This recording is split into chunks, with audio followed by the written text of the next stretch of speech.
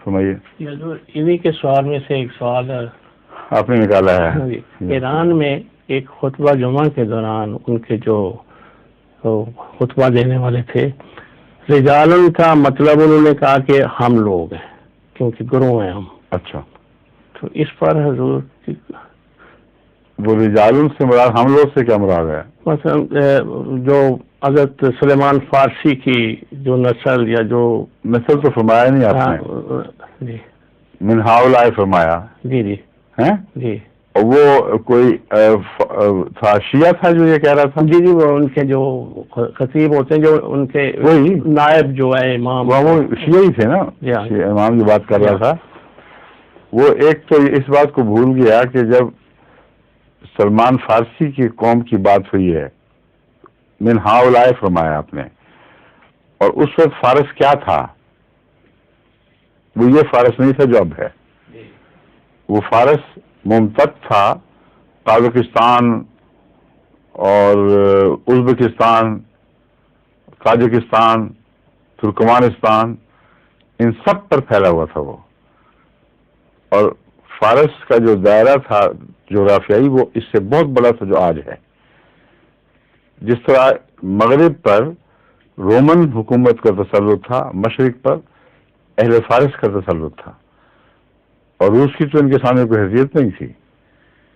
بعد میں جب زمانہ بدلا ہے تو پھر یہ علاقے کٹ کٹ کے روس کے زیر نگین ہوئے. اس سے پہلے یہ فارس کے تھے. تو یہ تو نہیں فرمایا کہ تہران سے ہوگا، فرمایا ہے من ہاؤلائے، اور وہ ہاؤلائے بہت ہی وسیع مضمون ہے. پھر نسل نہیں فرمایا کس کی نسل سے ہوگا.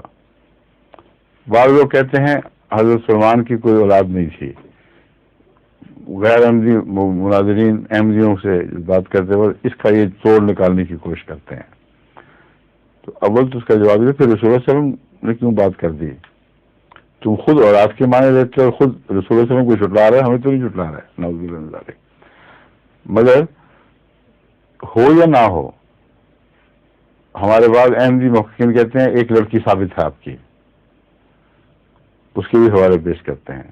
مگر میرے نزدیک یہ بحث نہیں ہے.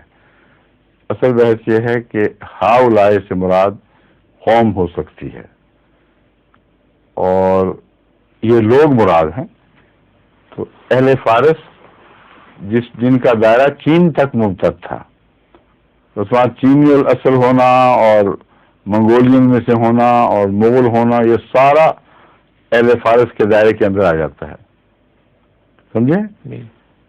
پھر ایک اور بات یہ ہے کہ اس کو عرب اور عجم کا اختلاف کیوں نہ لیں، یہ بھی ممکن ہے. وہاں حضرت صلی اللہ علیہ وسلم کی موجودگی میں سارے عرب تھے سوائے ایک شخص کے، وہ سلمان فارسی تھے.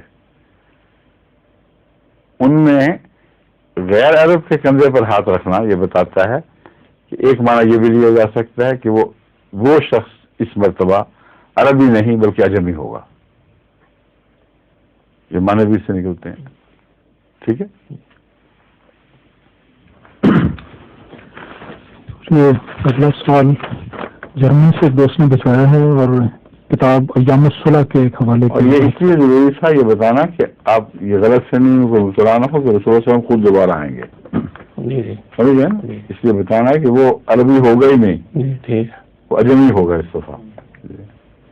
ظہور مہدی آخر